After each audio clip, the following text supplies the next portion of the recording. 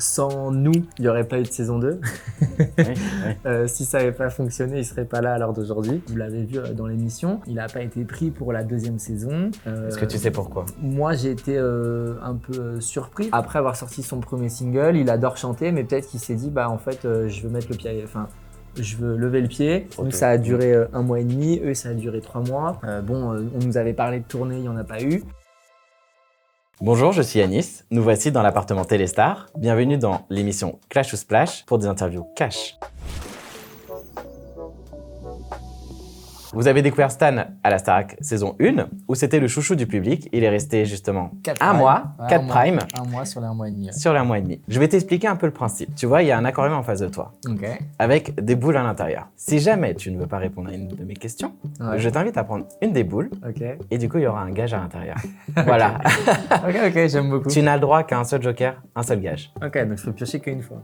Qu'une fois. Ok. Voilà. Alors Stan, est-ce que tu es prêt justement pour je suis prêt. Répondre aux questions? Je suis full prêt. Let's go. On va aller crescendo. Au départ, ça va être des questions un peu plus soft et du coup, on va rentrer un peu plus en profondeur. Ok? Let's go. Quel a été ton meilleur souvenir de la Star Academy? Mon meilleur souvenir dans la Star Academy, j'en ai plusieurs. Il y a eu, c'est dur d'en donner que un, donc en général, j'en donne 3. Désolé. Je dirais qu'il y a eu le trio qu'on a fait avec Senzo et Chris quand on a chanté Can't Stop the Feeling, c'était très très cool, avec un tableau dansé. Il y a eu ma rencontre avec Matt Pokora. Et ensuite, les 3 primes chantés que j'ai fait avec Feu Chatterton, Christophe Willem et Louise Attaque. Ça, c'est vraiment le meilleur souvenir. Et aussi quand à ton départ, juste avant, quand t'es éliminé, poser son écriture et mettre son mot dans les fameuses toilettes du château, c'est assez mémorable. Et tu te dis, ok, j'écris une partie de l'histoire de ce château qui restera pour toujours. Et pour les saisons précédentes, justement, et donc, futures, pardon. Et donc, du coup, ouais, ça, c'est très, très cool. Donc, ça, c'est un de mes meilleurs souvenirs. Ça fait partie de mes meilleurs souvenirs. Est-ce que tu as eu du mal, justement, avec la notoriété à la sortie de cette émission? Alors, est-ce que j'ai eu du mal avec la notoriété à la sortie de l'émission? Je dirais oui, mais pas tout de suite. C'est-à-dire que, en fait, quand tu sors de l'émission, t'as ce vent en poupe, t'as ce truc où les gens te reconnaissent, c'est super cool. T'es sur un espèce de petit nuage où tu te rends pas compte en fait et de tout ce qui t'arrive tellement tu passes de rien à tout d'un coup. Et du coup, par la suite, je pense que c'est plus les mois, les 6-7 mois après, en fait, ça redescend. Moi, j'ai pris un peu panique, entre guillemets, mais je m'en suis pas rendu compte. Il y a eu ce truc où je me suis dit, est-ce que les gens vont m'oublier? Est-ce qu'ils vont pas m'oublier? Et en fait, il faut juste rééquilibrer en disant, non, tu travailles sur ce que tu es en train de faire. Moi, je suis chanteur, danseur, comédien, mannequin. Donc, j'ai vraiment plusieurs branches. Et donc, en fait, tout s'écrit quand tu sors. Il faut commencer à travailler sur tes projets. Faut pas attendre que ça arrive. Si tu commences à attendre que ça arrive, c'est là où ça va être un peu compliqué. Donc, ouais, la notoriété à gérer, c'est compliqué parce que tu sors maintenant, c'est ton image, c'est ta notoriété. Tu peux plus faire tout ce que tu veux comme tu le faisais avant, poster tout et n'importe quoi sur les réseaux. Parce que voilà, il y a des médias qui te suivent, il y a des gens qui te suivent, c'est ton image et c'est aussi ton outil de travail. Moi, Instagram, c'est mon outil de travail. Donc, quand je rencontre quelqu'un dans le milieu, je dis, bah voilà, je te passe mon Instagram et il va pouvoir voir tout ce que je fais en termes d'acting, de mode, de danse, enfin vraiment à tous les niveaux. Donc ouais, il faut réussir à le gérer de la meilleure des façons. Et au début, c'est un peu compliqué, mais une fois que tu as compris comment t'en servir, ouais, ça le fait bien. c'est assez tranquille. Oui, d'ailleurs, on va revenir un peu sur un épisode. Tu as parlé que tu étais mannequin, justement. Ouais. Tu as commencé, en tout cas, moi, j'étais connu. Je m'en souviens même plus, tu vas me rappeler. Okay. C'était quand tu faisais Mister France. Ouais, ok. J'étais présent, je t'avais vu, justement, j'étais dans la salle. Exact. Donc, est-ce que tu peux... c'était il y a combien de temps? 10 ans? Mister France. Ouais. Alors, Mister France, ouais, c'est arrivé un peu par hasard dans ma vie. Moi, j'arrive sur Paris à ce moment-là. Je suis jeune, j'ai 18 ans. J'ai un ami, donc je suis en école de comédie musicale. J'ai un ami qui me dit, écoute, fais-le. Tu vas voir, moi, ça m'a permis de rencontrer des gens. Donc, en fait, je l'ai fait dans un but de rencontrer du monde, pas dans un but de devenir le plus beau gosse. C'était vraiment pas ça le but. C'était moi rencontrer des gens artistiquement parlant du milieu parce qu'il fallait que voilà. Donc, à ce moment-là, on dansait au Zénith de Paris avec mon école, au Zénith de la Villette. Et donc, du coup, j'ai fait les castings. Ça m'a emmené à Mister. Je suis devenu Mister Paris, ensuite Mister Île-de-France. Ensuite, il y a eu un problème dans le comité, plusieurs niveaux. Il y a le directeur qui est décédé, etc. Et du coup, en fait, ça m'a permis de rencontrer des gens très sympathiques comme Fabrice Di Falco, qui est un contre-ténor, chanteur, très gentil. Et donc, du coup, par la suite, en fait, on m'a reproposé de faire les Mystères, puisqu'ils ont repris 1 an et demi après, il me semble. Et je leur ai dit, écoutez, ça correspond plus à ce que je veux faire. Il y avait quand même ce côté où au niveau des candidats, pas tous, mais qui était pas mal macho. Et en vrai, c'est pas du tout ce que je suis ou quoi que ce soit. Donc, je l'ai fait vraiment dans un but d'expérience, surtout à l'âge auquel j'avais, et de rencontre de personnes, ce qui était très très cool. Et donc du coup, oui, j'ai été Mister Île-de-France 2017, il me semble, un truc comme ça. Voilà, ouais, dans presque 10 ans quand même. Ouais, c'est vrai, putain, ça passe vite. Ouais, ça passe vite quand même. Tu as parlé justement que ça n'était plus de ton niveau, ça n'était plus de ton... voilà, tu voulais t'élever autrement, ça te correspondait plus. Ouais. Il y a eu quand même pas mal de scandales autour de Mister France, entre des histoires d'harcèlement. Des photographes sur des candidats, par exemple, de Mister France. Non, tu n'étais pas au courant. Non, j'avoue. Ok. Moi, j'ai fait les trucs. Je me souviens avoir aidé le jour pour l'élection de Mister Île-de-France. J'avais aidé justement la personne qui était en charge de la mise en place du spectacle, de la coordination des chorés, etc. En fait, c'est moi qui me suis retrouvé à faire les trucs parce que la pauvre, c'était une petite nana qui était bénévole, mais qui faisait des chorés un peu trop girly pour tous les mecs qu'il y avait là, et je voyais que ça passait. Il y avait des confrontations, donc j'ai un peu apaisé les tensions en disant, écoutez, je vais faire les chorés, il n'y a pas de souci. Donc non, je n'étais pas au courant de tout ça. Moi, tu sais, j'ai fait le truc, et ensuite je suis parti, je leur ai dit, écoutez, salut, ça me correspond plus, c'est gentil.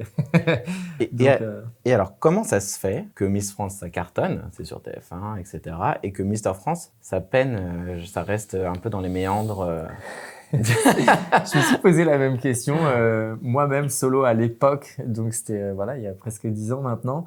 Je me suis posé la même question et je me suis dit, est-ce que c'est peut-être les conjoints des demoiselles ou autres dans la vie en général sont peut-être plus jaloux que leur nana regarde un concours de beaux mecs ou j'en sais rien. Enfin, en vrai, c'est tellement subjectif ce genre de concours. Moi, tu vois, moi, je sais même, en vrai, je pourrais même pas te dire, j'ai même pas de réponse à ça parce que j'ai même pas trouvé moi-même la réponse de pourquoi c'est moins médiatisé qu'une Miss. J'en sais strictement rien.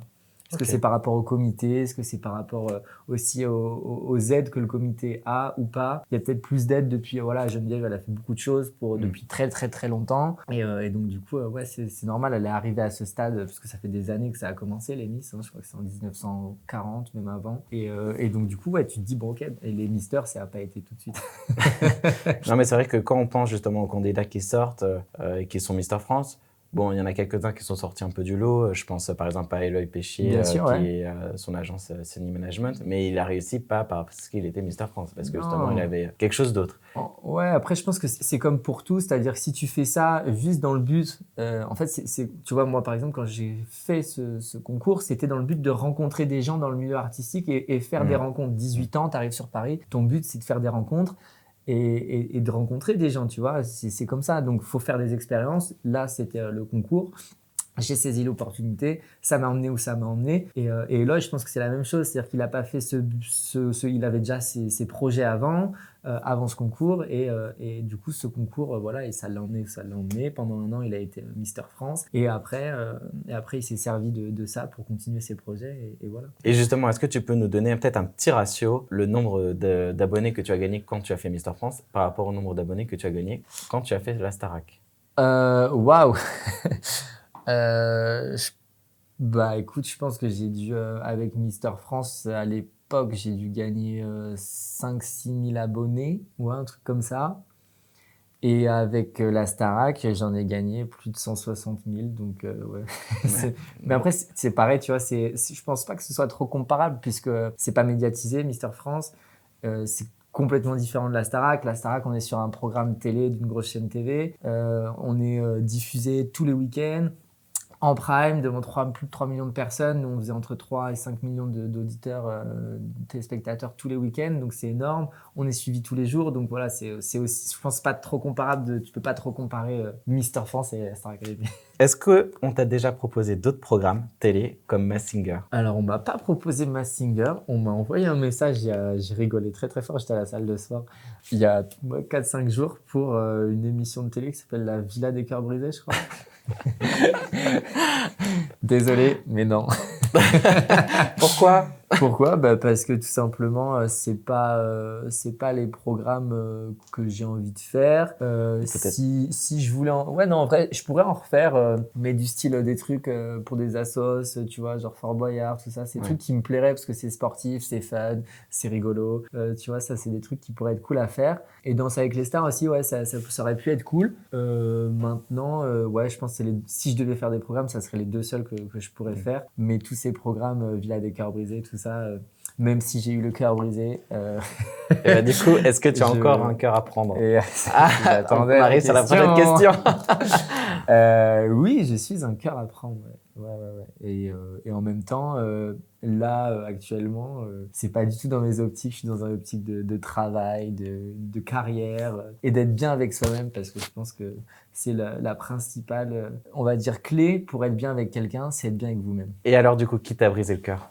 Ah là là, non, je pense pas. Non, tu peux pas parler, c'est ça? Non, c'est pas que je peux pas parler en vrai. Bien sûr, je pense que des histoires d'amour, on en a tous eu dans la vie. Moi, j'ai eu mon premier amour en arrivant sur Paris, premier brisage de cœur. Et après, je pense suite à la Starac, il y a des changements de vie. Je pense là, on m'a pas brisé le cœur. Je pense que c'est juste tu te rends compte, tu sais, tu grandis et du coup, tu te rends compte, tu sais ce que tu veux, ce que tu ne veux plus. Tu te rends compte que ça matche pas. Alors du coup, tu te dis est-ce que je reste et là, il y en a beaucoup, et ça, je pense que ça peut parler à tout le monde. Ne restez pas dans un confort de situation si vous n'êtes pas heureux. Je pense que c'est, voilà, faut oser y aller et se dire, ok, je repars à zéro, ça va être dur, j'adore cette personne, mais je me rends compte que ça le fait pas ou autre. En fait, faut pas avoir peur de se dire, voilà, je pense que nos chemins, on a fait un bout de chemin ensemble, et maintenant, faut partir et recommencer, et jusqu'à. Voilà, mais comme je te dis, du coup, j'ai fait un gros travail sur moi, je travaille sur moi, être bien sur moi-même, parce que je me rendais compte que j'avais peur d'être seul. Et du coup, il y a plein de trucs sur nos téléphones quand on est seul, qui sont des applications, Instagram, machin. Et du coup, tu passes pas de temps avec toi-même à faire, je sais pas, aller te promener, machin. Mais ça, faut prendre le temps. Et du coup, je m'échappais énormément. Du coup, je m'en suis rendu compte. Du coup, j'ai travaillé là-dessus. Et donc, du coup, maintenant, j'apprends à être vachement bien avec moi-même et je priorise beaucoup plus le pro. Et du coup, si je dois parler de cette personne qui t'a brisé le cœur, c'était plutôt un homme ou une femme? C'était une femme. Je suis hétéro. Je n'ai pas encore eu de relation avec des hommes et je ne pense pas que ça arrivera puisque vraiment j'aime les femmes. Très bien, parfait, merci. Voilà, c'est ok. Je peux mettre des crop c'est clair au moins. Ouais, non, mais il y en a beaucoup sur Instagram. Ils sont là, il s'est pas encore révélé, etc. Franchement, j'ai vraiment pas de mal avec ça. J'ai beaucoup d'amis qui sont gays ou autres et bi, enfin vraiment. Et moi, je suis vraiment en phase avec moi-même, mais juste les gens, ils n'arrivent pas à comprendre que tu peux, et je dis casser les codes, mais dans le sens être hétéro et en fait être juste ok avec ta part de féminité. À partir du moment où tu es ok avec ta part de féminité, que t'as pas peur de pleurer, que t'as pas peur d'être sensible, voilà, tu vois, on a tous comme une femme à sa part de masculinité qu'elle peut ressortir et c'est ok, tu vois. Faut juste être ok avec ça et c'est pas parce que je vais mettre des talons pour hommes ou autre que ça y est, tu vois, c'est les a priori, c'est la façon de voir les choses. Moi, je suis assez ouvert dans mon mindset et voilà. Donc, tu as parlé de talons. C'était avec ton professeur Yanis Marshall durant la saison 1. C'est lui qui m'a offert, je pense, mes premières paires de chaussures à talons avec lui. Et c'était vraiment très très fun. Yanis, on le connaît, moi je le connaissais avant comme je suis danseur pour ce côté en talons, puisque c'est lui le maître des heels sur Paris. Donc j'étais vraiment très content et c'est pour ça que je me suis pas mis de barrière et que quand il nous a offert les talons, je me suis dit ouais, let's go. On shine et on y va. Combien de centimètres? Et on kiffe. Je sais pas, franchement, il y avait au moins ça de talons. Franchement, c'est dur. Et c'est à ce moment-là que j'ai dit, je vous respecte tous, toutes les femmes qui mettent des talons et qui portent des talons avec lui toute la journée. Mais franchement, chapeau bas parce que je sais que c'est dur.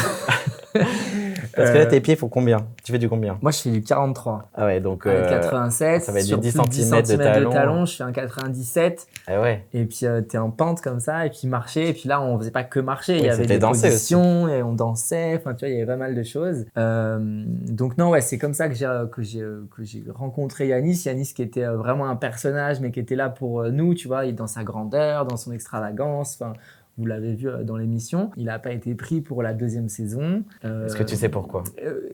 Écoute, moi j'ai été un peu surpris parce que c'était vraiment un bon professeur de une, de deux. Je trouvais que pour l'audimat, il avait ce personnage, tu vois. Après, la nouvelle prof est aussi très très très gentille puisque je l'ai croisée. Voilà, c'est un autre style. Elle vient à la base du street dance. Donc on est dans 2 univers différents.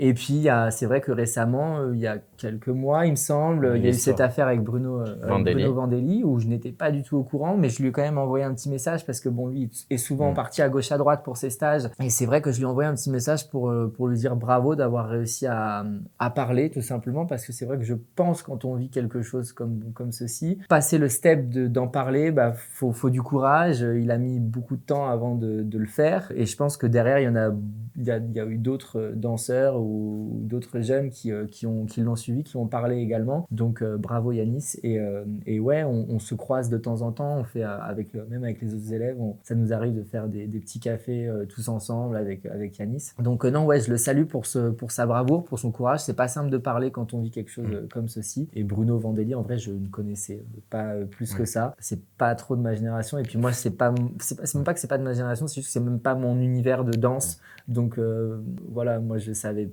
pas qui je suis allé. Du coup, je suis allé me renseigner. Je connaissais pas ce chorégraphe. Moi, je connais plus les chorégraphes du monde du street, breakdance, lock, pop, etc. Donc voilà, bravo Yanis pour avoir... Mais est-ce qu'il a été dégoûté justement, il t'en a parlé de ça ou pas On n'est pas proche à ce point-là, on discute pas tous les jours, donc ouais, non, juste quand j'ai vu sur les réseaux, je lui ai envoyé un petit message et je lui ai dit écoute, bravo, et je suis là et je te soutiens, tu vois, et si jamais, voilà, moi je suis toujours là pour les gens. Tu étais dans la saison 1 chouchou avec Julien aussi. Julien, c'était aussi le chouchou du public. Ouais.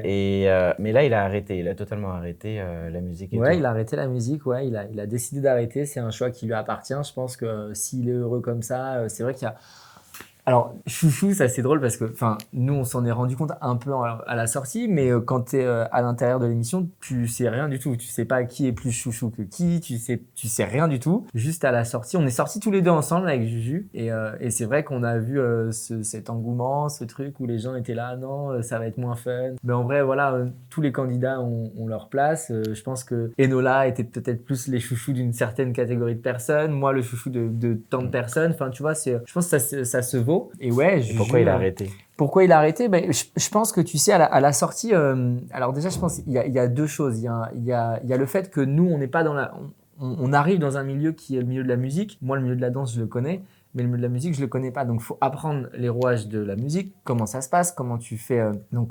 Si t'es pas signé en maison de disque, tu vas être indépendant. Comment signer dans une maison de disque, comment ça se passe. Les gens, du coup, tu te retrouves avec beaucoup de followers et les gens vont être là. Quand est-ce que tu sors un single? Quand est-ce que...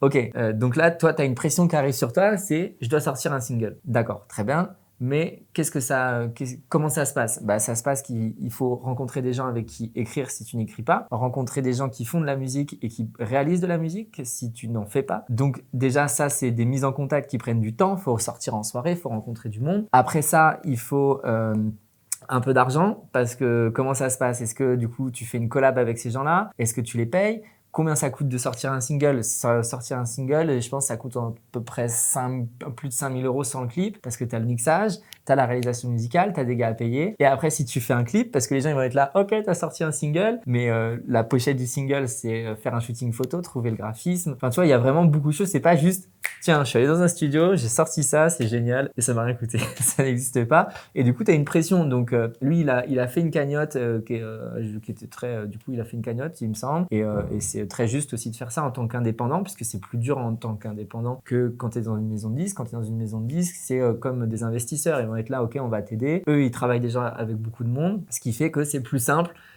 pour quelqu'un qui est en maison. Et donc, je pense que après avoir sorti son premier single, il adore chanter, mais peut-être qu'il s'est dit, en fait, je veux mettre le pied, je veux lever le pied et tester autre chose. Et c'est tout à son honneur d'avoir réussi à dire, écoutez, en fait, non, je veux pas faire de musique. Peut-être ça veut pas dire qu'il a pas aimé l'émission. Je pense qu'il a adoré tout autant que nous. Après, je sais pas si c'est à cause de la pression ou autre, mais là, je crois qu'il avait, il est parti dans autre chose et je lui ai dit, fonce, mec, vas-y.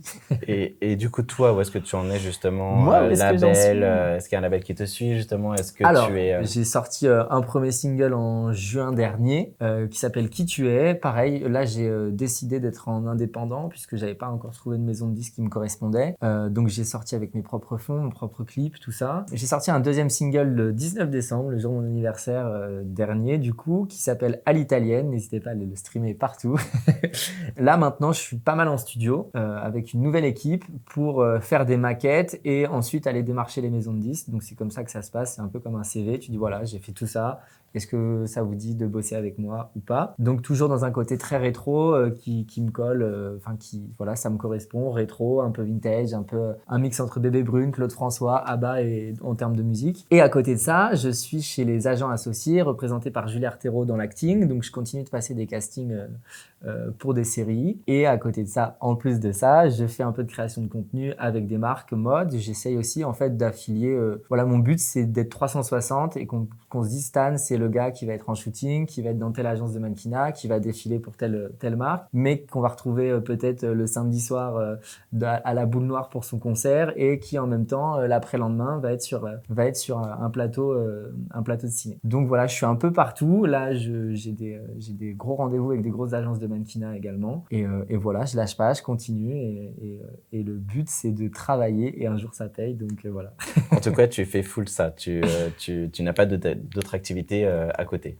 Non, pas d'autres activités encore Okay. pour l'instant. Et tant mieux, tu vois. Chris est tombé en dépression. As-tu des nouvelles de ce qui s'est passé? Alors, Chris est tombé en dépression. J'ai vu ça comme toi sur les réseaux. Ça fait un petit moment que j'ai pas eu de nouvelles de Chris. La dernière fois que j'en ai eu, on est parti au Maroc pour le 4L Trophy ensemble. Après, comme je dis aux gens, je pense que la vie, c'est des rencontres qui viennent et qui vont. Et que dans cette émission, moi, j'ai beaucoup recadré les gens qui me suivaient en leur disant, écoutez, parce qu'il y en a, c'est là, ouais, vous êtes meilleurs potes et tout. Je leur disais, calmez-vous. On a fait un mois ensemble. De là à être meilleurs potes, je connais ni sa vie, je connais ni son passé, je connais, tu vois, meilleur pote, c'est un grand mot pour moi. Meilleur pote, c'est vraiment soudé. Alors ouais, j'ai été là pour lui, on a été là ensemble dans l'émission, on a été un binôme. Mais à la sortie, c'est vrai que voilà, je suis allé vers lui et après j'ai plus trop eu de nouvelles et puis après je respecte, tu vois. Et puis moi je suis pas quelqu'un qui va forcer. Si tu me donnes pas de nouvelles, je vais que t'en prends pas. Écoute, à un moment donné, voilà, mais c'est la vie. Encore une fois, c'est pas un jugement, c'est pas une critique, c'est juste c'est la vie tout simplement. Et en tout cas, j'espère qu'il va mieux et qu'il se remet bien. Mais c'est vrai qu'on a fait des cafés ensemble avec Carla, tu vois, on continue de se voir. Carla, Paola, j'ai croisé Léa, un défilé il y a pas si longtemps. Mais bon, voilà, c'est en fait dans toute la promo, c'est vrai que t'as forcément des affinités plus avec d'autres. Et moi, les gens que je continue de voir un peu plus, ouais, ça va être Carla, Hassen, Paola et Amis de temps en temps. Ouais. Mais après, voilà, chacun a ses vies, chacun a ses projets. Ouais, Amis, elle était dans ses études. Carla, elle allait sur Flashdance. Enfin, tu vois, on a tous nos trucs qui se mettent en place et en même temps, tu bosses ta carrière solo. Tu vois, moi, quand j'organise mes shoots, etc., tout ça, ça prend du temps. Donc, c'est vrai qu'on essaye de trouver dans nos emplois du temps un petit time où des fois, on se retrouve sur des avant-premières, des trucs. Donc là, on passe un peu de temps ensemble et c'est cool. Mais c'est vrai que, ouais, on a plus trop eu de nouvelles de Chris, mais je pense qu'il est reparti se ressourcer chez lui, il me semble, en Guadeloupe ou Martinique, je sais plus. Et ouais, un des deux, tu vois, je sais plus. Mais voilà, moi je lui souhaite juste que ça aille mieux et qu'il se remette et qu'il remonte la pente et let's go. Léa s'est beaucoup fait critiquer lorsqu'elle a qualifié Paola comme la vraie gagnante de la Starac. Beaucoup l'ont vu comme une critique envers Anisha. Qu'en penses-tu? Bah, c'est sûr que ça peut être pris comme une critique envers Anisha, mais écoute, je pense que ça, c'est les goûts, les couleurs. Peut-être qu'elle avait plus d'affinité avec Paola. Factuellement, c'est Anisha qui a gagné, donc c'est elle la gagnante. Je sais pas, moi, c'est comme si, j'ai envie de te dire, moi j'aime beaucoup Carla, c'est comme si, bah en fait, non, c'est Carla la vraie gagnante, tu vois. Mais les gens sont trop à fond sur le moindre truc. Je pense que, voilà, peut-être qu'elle a plus d'affinité avec Paola, donc c'est pour ça qu'elle a sorti ça, et du coup, forcément, elle fait boule de neige. Et du coup, regardez, elle a critiqué Anisha, je pense qu'elle adore, Anisha, elle a rien contre elle. Après, j'en sais rien, je connais pas leur relation. Mais oui, vu d'extérieur, ça peut paraître pour une critique. Maintenant, je pense pas, connaissant Léa, voilà, elle a ce franc-parler, elle a ce truc de désinvolture, je m'en fous un peu de tout. Et elle a dit ça, voilà, je pense parce que justement, elle a plus d'affinité avec Paola. Ouais. Tu as été invité sur le plateau de TPMP. Ouais. Justement, est-ce que tu as reçu des critiques en allant là-bas et qu'est-ce que tu penses? Écoute, j'ai été en allant sur le plateau de TPMP, pardon, j'ai été bien reçu. J'étais avec Julien. Ils se sont plus attardés sur Julien et la polémique que il avait pas mis les talons, pourquoi il avait pas mis les talons, est-ce que j'ai été critiqué en étant allé là-bas? Non, pas plus que ça. Moi, voilà, c'est un média comme un autre. Moi, je suis sorti, j'ai fait la tournée des médias. Je voulais pas laisser Julien tout seul non plus. Du coup, je suis allé avec lui parce qu'on était en binôme, il voulait le faire, on l'a fait. Et c'est vrai qu'ils se sont plus attardés sur lui. Bafi m'a critiqué sur ma veste, mais bon, ça, c'est Bafi, c'est du grand Bafi, c'est pas grave, je l'apprendrai la mode. et après, le reste, non, c'était très cool, ouais, c'était une bonne émission. Ok. Ouais, non, j'ai Cyril qui m'a dit que j'avais une gueule pour être acteur. Et il m'a dit, ouais, tu vas réussir dans le monde du cinéma. Bah écoute, que Dieu t'entende. Y a-t-il des candidats de ta saison qui ont fait cette émission uniquement pour gagner des abonnés? Alors, est-ce qu'il y a des candidats de mon émission qui ont fait l'émission juste pour gagner des abonnés? Franchement, je pense qu'on est une promo où on est tous artistes et de base, on est vraiment passionnés par le chant. Moi, j'ai fait cette émission parce que justement, ça alliait le chant, la danse et le théâtre. Chris était déjà chanteur, Enola faisait de la comédie musicale, Carla pareil. Julien, on sentait que c'était un passionné de par sa famille de musique. Donc franchement, on était assez naïfs de tout ce qui allait se passer. On a vécu ça vraiment avec beaucoup de naïveté. Et à aucun moment, on était... et je pense que tout le monde a été surpris de la même des manières en sortant du nombre d'abonnés qu'on avait pris. Et ça a été assez incroyable, mais on n'a aucunement fait ça pour les abonnés. On était plus là en mode, premièrement, on va être dans le château, on va vivre une expérience. Et en fait, c'est que tu te rends compte de ce qui se passe quand tu fais les prime après prime. Et encore une fois, tu te rends compte parce que tu as les gens qui sont en face de toi et qui crient ton prénom, qui se réveillent avec des pancartes, des machins, des trucs. Tu te dis, mais c'est pas possible là. Tu te dis, attends, il y a un mois, il y a 2 semaines, on me connaissait pas, j'étais dans mon patelin. Et là, maintenant, donc c'est assez fou. Et tu ne sais pas. Quand je dis tu ne sais pas, c'est quand tu vas au Prime, t'as pas de radio dans les taxis, on te dit rien, tu ne vois rien, t'es bloqué du monde. Et déjà d'une, ça fait vachement de bien. Parce que quand tu vois tout ce qui se passe à la télé en ce moment. Et de deux, non, tu sais vraiment rien et t'es au courant de rien. Donc en vrai, on a vraiment fait ça dans le but d'apprendre, je pense, chacun de nous en tant qu'artiste, de nous dire on va réussir et de trouver notre identité musicale, artistique et de savoir ce qu'on voulait vraiment faire, tu vois. Donc on a été vraiment très très naïf. Après la promo récente, je pense que nous on est encore une génération, notre génération qui est notre promo, on était une génération où ok on est début du TikTok, des machins, mais tu vois on était même là encore à se dire en sortant finesse faut qu'on se fasse des TikTok, des trucs et en vrai on était là mais on galère, tu vois, genre c'est dur, enfin, tu vois, on se le dit. Et je pense que la nouvelle promo là, c'est une autre génération et ils sont dans un truc. Faudra leur demander à eux cette question.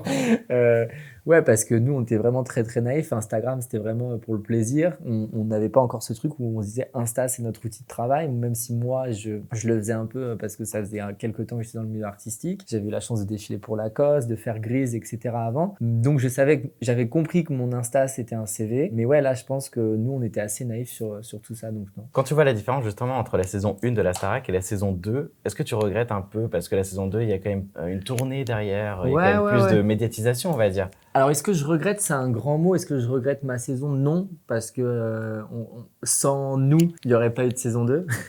Oui. Si ça n'avait pas fonctionné, il ne serait pas là à l'heure d'aujourd'hui. Ensuite, ouais, on a un peu tous, je pense, ce sentiment où on a été un peu... on le savait, on a été une promo un peu test. Nous, ça a duré 1 mois et demi. Eux, ça a duré 3 mois. On nous avait parlé de tournée, il n'y en a pas eu. Mais après, voilà, je pense que... ça fait partie de notre chemin de vie, c'est comme ça, c'est que ça devait se passer comme ça. Je suis très content pour les petits jeunes qui vivent leur tournée, ça se voit, ils sont à fond. Je les ai croisés, ils sont très gentils. Moi, je leur ai dit, pour ceux que j'ai croisés, s'il y a quoi que ce soit, si vous avez des questions ou autre, bah, je suis là, tu vois, on est un peu comme une grande famille. Et après, voilà, je pense que nous, ça nous a... Alors, c'est bien et c'est pas bien la tournée, je m'explique. Je pense que nous, ça nous a permis de travailler sur nos projets indés et de créer notre propre identité très rapidement.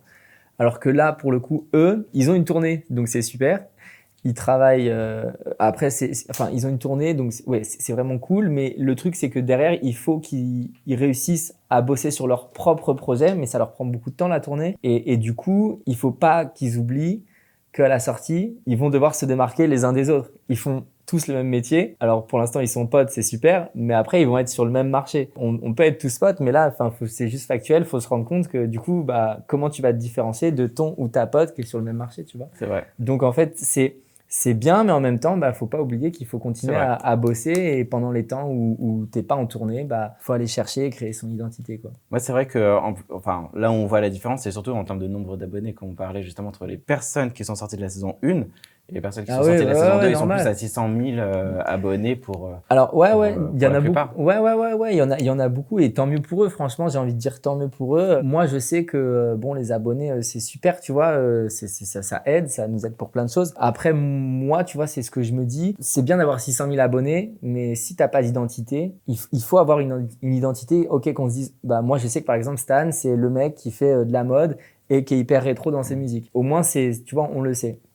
Et je pense que ça, c'est même pas une question de Starac, pas Starac, c'est une question d'artiste en général. C'est créer son identité, comment je me différencie d'autres artistes, qu'est-ce que je vais apporter, comment je l'apporte. Et donc, pour moi, c'est la meilleure des choses à faire. Du coup, qu'as-tu pensé de cette dernière saison de la Starac ? Alors, cette dernière saison de la Starac, je l'ai pas énormément regardé. J'ai regardé le premier prime, un prime du milieu et le prime de la finale. Donc, en vrai, j'en ai regardé que 3. J'ai suivi par les réseaux, puisque du coup, forcément, je travaillais pas mal sur mes nouveaux singles et mes nouveaux projets, etc. Il y a eu beaucoup de choses qui sont arrivées de mon côté, donc j'ai pas trop suivi. Mais j'avais des petits chouchous quand même que j'aimais bien en termes d'énergie sans trop regarder. J'aimais beaucoup Lenny qui avait très battante. Et Pierre, justement, qui a gagné, lui, je n'en doutais pas, puisqu'on savait, je le voyais sur les primes, il savait ce qu'il faisait. Il était en place, il a ce grain de voix, on sent il a cette assurance, tu vois. Et au final, ça a payé. Ça n'a pas loupé, il a gagné là. Et non, mais on le sent, il est bien entouré, son management, même avant, qu'il avait avant. Voilà, c'est très très cool pour lui et je lui souhaite tout le meilleur, puisque là, c'est en train de progresser de folie. En étant candidat à la Starac, combien est-ce que tu gagnes ? Combien est-ce que je gagne ? Très très cher, beaucoup. Non, je déconne. Pas du tout. Non, on est autant à l'époque, pour avoir rencontré les anciens des premières saisons, ils étaient beaucoup mieux payés que nous. En fait, je pense qu'il y a eu yo-yo, il y a eu des semaines où ils étaient vraiment bien payés. Ensuite, sur les dernières saisons, sur Énergie 12, je crois qu'il y en a qui étaient même pas du tout payés, il me semble. Et nous, on était payés un SMIC. T'es payé un SMIC basique pour un mois de travail, voilà. Donc c'est pour ça que je disais aux gens qui pensent que quand tu fais de la télé, tu ressors t'es riche. En fait, c'est de la télé et tu ressors, tu n'es pas riche. Juste, t'as vécu une expérience télé, t'as une notoriété, mais il faut pas tout confondre, quoi. Et d'ailleurs, en parlant justement des anciennes saisons, est-ce que pareil, on a vu quand même des marraines qui étaient Maria Carey dans les saisons d'avant, des vraies têtes d'affiche. Il y a eu quand même Madonna, Britney Spears, Beyoncé qui ont fait des primes. Putain, c'est Nicolas. Et là, justement, dans cette saison, dans ces deux dernières saisons, où justement, on va dire, c'est plutôt Vita ou... J'ai rien dit, moi. Est-ce que justement, qu'est-ce que tu en penses ? Est-ce que tu penses que du coup, il y a eu vraiment une coupe budgétaire dans la Starac qui fait que justement ils ont plus les moyens d'avoir ces grosses têtes d'affiche ? Je pense qu'il y a deux choses à prendre en compte. Nous, on était une promo test et maintenant, à l'heure d'aujourd'hui, faire venir une Rosalia, une Shakira, ça coûte énormément. Ça coûte très très cher. Et deuxièmement, je pense que ce qu'il faut pas oublier, c'est qu'il y a plus de 10 ans maintenant, les premières générations, le stream n'était pas encore arrivé. Donc, une Beyoncé qui veut se faire écouter encore plus en France et s'implanter en France, qu'est-ce qu'elle va faire ? Elle va venir sur un plateau télé français qui est regardé par des millions de Français. Donc, en fait, faut pas oublier que la génération et l'ère de la musique n'était pas la même il y a 15 ans qu'à l'heure d'aujourd'hui. Maintenant, Beyoncé, elle est écoutée par tout le monde, elle est streamée par tout le monde. Est-ce que ça va lui rapporter beaucoup, alors qu'en vrai, on l'écoute déjà tous en France, que quand elle fait un Stade de France, tout le monde vient, de faire la Starac? Ça va rien en vrai de vrai, quand t'es à son niveau, ça va rien lui apporter. Tu vois? Non, mais c'est sûr. Mais... Sauf si elle va prendre un gros cachet. Mais donc, du coup, je pense que c'est pour ça qu'à l'époque, il y avait ce truc factuel où on n'était pas dans l'ère du stream, tu vois. Et c'était des CD. Et si elle voulait vendre plein de CD, que ce soit n'importe qui, Shakira ou autre, fallait qu'elle vienne. Et du coup, les gens étaient là. Et en fait, elle faisait un prime. Et le fait qu'elle fasse ce prime sur la Starac, les gens allaient acheter encore plus ses CD.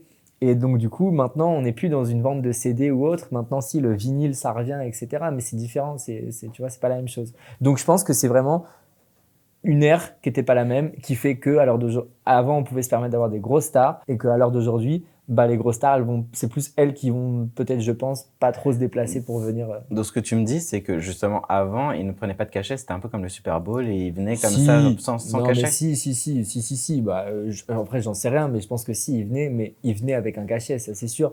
Mais ce que je veux dire, c'était dans un but de faire vendre leur disque encore plus dans le pays où ils venaient, tu vois. Ça les faisait voir. C'est du commerce, c'est un business, c'est ça. Tu viens, tu chantes, tu fais vendre tes CD encore plus et tu vas voir tes CD qui vont être encore plus vendus. Et c'était normal à l'heure d'aujourd'hui. Maintenant, tu prends ton tel, t'écoutes Beyoncé, t'écoutes Shakira, t'écoutes ce que tu veux. C'est vrai ce que tu dis, mais c'est vrai que justement, je crois le dernier Super Bowl n'a jamais été autant regardé que précédemment, justement. Ouais. Et pourtant, les artistes, ils reçoivent aucun cachet. Donc, c'est pour ça. Ouais, après, le Super Bowl, c'est différent. Tu vois, le Super Bowl, on est sur un show. On est sur une ouverture d'une compétition de football américain. On est chez eux, on est en Amérique. C'est le sport, un des sports avec le basket qui est le plus regardé. Je pense que pour eux, de faire l'ouverture de ça, c'est gratifiant. À chaque fois, ça reste mémorable parce que les choses sont juste magiques. Et donc, du coup, je pense que s'ils ne demandent pas de cachet, c'est vraiment pour toi en tant qu'artiste se dire j'ai fait l'ouverture du Super Bowl une fois dans ma vie en tant qu'artiste, tu vois. Et donc, du coup, c'est gratifiant à tous les niveaux, mais ouais, c'est pas comparable, tu vois. Super Bowl, Starac. Ok. Mais non, voilà. Bon, bah, félicitations. En tout cas, tu as réussi à ne pas du tout piocher de gage. Tu as répondu à toutes les questions. Donc, maintenant, allez, un petit bonus positif. Est-ce que tu peux nous chanter a cappella ta chanson, ton dernier titre? Toute la chanson? Un petit extrait. Ouais, je vais vous faire le refrain. Et je cours, et je crie, je me demande encore un peu comment profiter de chaque seconde. Quand je doute, quand je fuis, je me balade dans la ville, effacer notre idylle avant que je tombe. Bravo, merci. Merci beaucoup en tout cas. Merci à toi de m'avoir reçu. Je suis trop content de t'avoir reçu. L'interview cash. On a répondu cash. Au tac au tac. Voilà. Entre full transparence. Merci à toi Yann. Merci beaucoup. Merci à vous d'avoir regardé l'émission. Je vous invite à liker la vidéo et à vous abonner à la chaîne Téléstar. Merci. Merci à toi. C'est quoi ce petit terre là?